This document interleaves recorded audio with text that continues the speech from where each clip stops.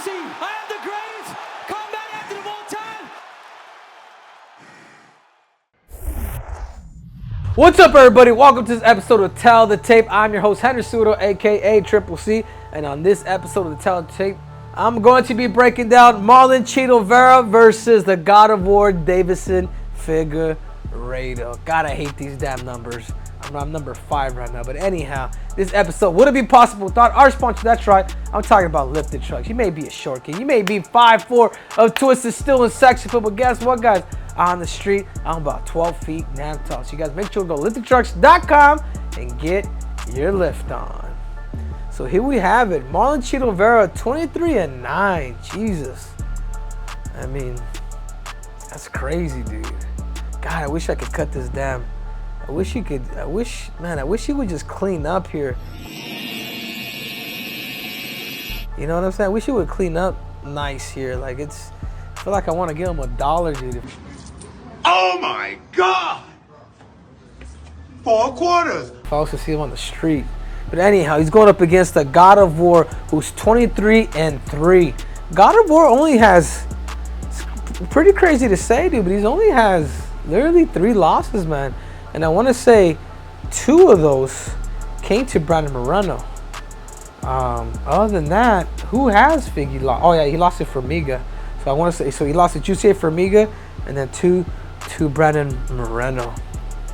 You know, 8 KOs, 5 decisions, and 10 submissions. This is more likely Marlon Vera is actually dangerous. His knockout power, he's gotten lucky a little bit with some of his knockout powers, but anyhow. To a guy like Figgy, 9 KOs, 5 decisions, and 9 decisions. In other words, Deiveson Figueiredo is a finisher. It's a crazy fight. Wow. 5'5" to 5'8". You know, the reach advantage goes to a guy like Chito Vera. And obviously, you know, I guess you could say he's 31 or 31. But, you know, the age advantage goes to Marlon. Without further ado, let's talk about Marlon Vera. What are his strengths? It's his forward pressure, dude. Behind that jab. Oh, huge head kick. And particularly, he's got heart. I'll give him that.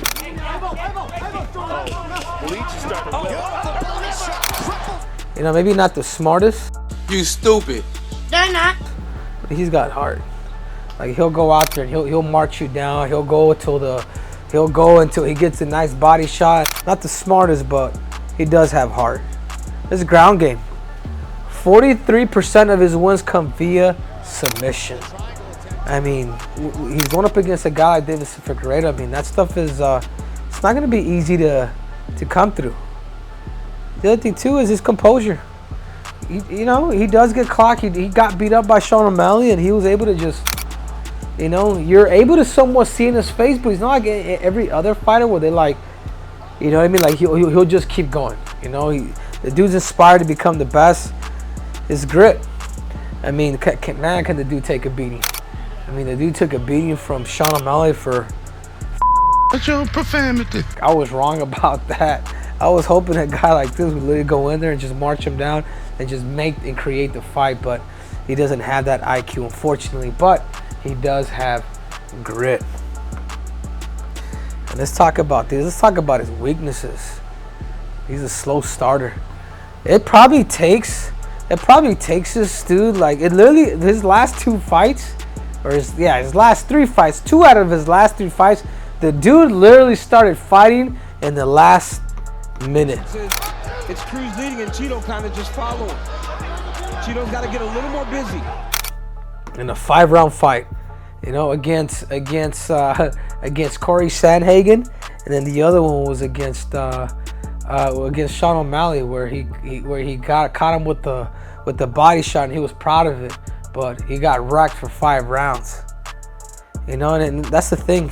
He's gotten spoiled. He's gotten lucky with Frankie Edgar, and he's gotten lucky with Dominic Cruz with those kicks and just throwing shit out there, and he was eventually landing people to get knockouts. But he's been relying a little bit on that angels in the outfield. Like, you know, something's gonna happen. Something's gonna happen. And that's not always the case when you go up against the best guys in the world. And he's too comfortable in the pocket. Do I believe? Like, I'm sure, dude, if you're to spar a guy like that with boxing gloves and it was a sport of boxing, like, Marlon's actually pretty good. But when it comes to MMA, I still don't think he's found that right medium to the sport.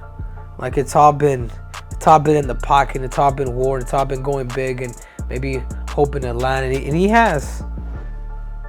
And he's coming off a tough loss, man. Like, he took a beating against that. He was actually this guy right here was actually my first choice to come back, because, you know, everybody needs a damn punching bag, and I feel like that's what he was for Sean O'Malley. I think Sean O'Malley, he said it right, dude. He put a punching bag. This is my guest here, my podcast today, and this dude just had no answers. But now let's talk about the God of War. His strengths, it says grappling. The dude has a guillotine like you wouldn't believe. The dude could take the back like you wouldn't believe. That's really hard to get out of. And on top of that, he's fucking strong. The dude's got a strength to him that makes him very, very dangerous. But not just that, guys. You know what he has? He's well-rounded, man. When you go up against the best flyweights in the world, I know flyweight division is not the most watchable division, but man, when you understand that speed from all these guys, and everybody at flyweight needs to be technical and tactical, and you gotta have all of that.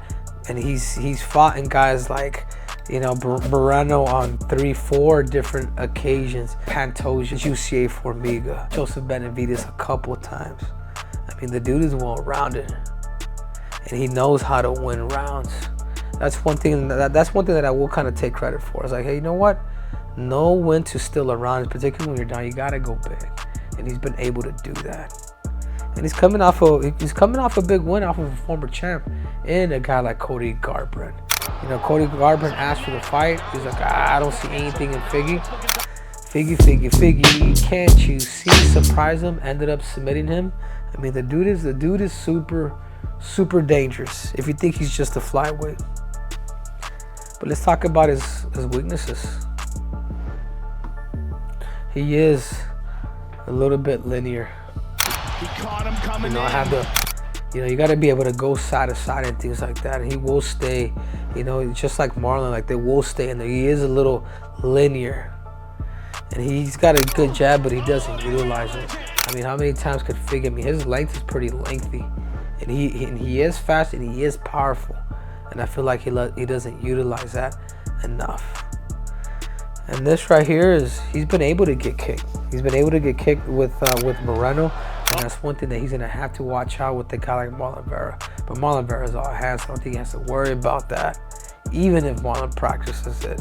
But that's one thing that I will say is defensively, because of his wide stance too, there could be some chopping going on. And then another thing is maybe it's not so much for Figgy, but he is fighting a motivated Chito Vera. 3 straight wins. Apparently Chito says he's never going to lose again. But the thing is, he is motivated. So here we have it. Strikes landed per minute. 4.31 to strikes landed per minute. 3.01. In other words, this guy takes more chances. Strikes observed per minute. Better defense. Takedown accuracy. Takedown defense. Wow. To a guy like Chito Vera. Submission average. I feel like this is where they're pretty equal. So I will circle both of them. Because Marlon has submitted some good people in the UFC. I think this is a great fight for Davison. I really do. And I think I think tactically I'm going to help him in this. I'm going to help him kind of create the game plan. He, even before they had announced the fight, he had called me. He was like, hey man, what do you think? And it's like, hey, let's go over a good game plan, dude. I think tactically, Davison, he's a good student. When Davison sticks to a game plan, he'll stick to the game plan. And I think that's what makes a guy like Davison extremely special too. But I think Marlon thinks he's just gonna bully the dude because he's smaller. I mean, I'm pretty sure he wanted this fight and he agreed.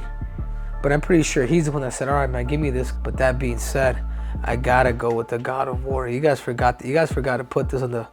You guys forgot to put this in the steel, man. You know, the God of War needs it all. But for that reason, that's who I feel. That's where my money's at with the God of War, Deiveson Figueiredo. And this episode wouldn't be possible without our sponsor. That's right, Lifted Trucks. You may be a short king. You may be 5'4" of twisted steel and sex appeal, guys. But guess what? On the street, I'm about 12 feet damn tall. So you guys make sure to go liftedtrucks.com and get your lift on. Till next time, I'm out.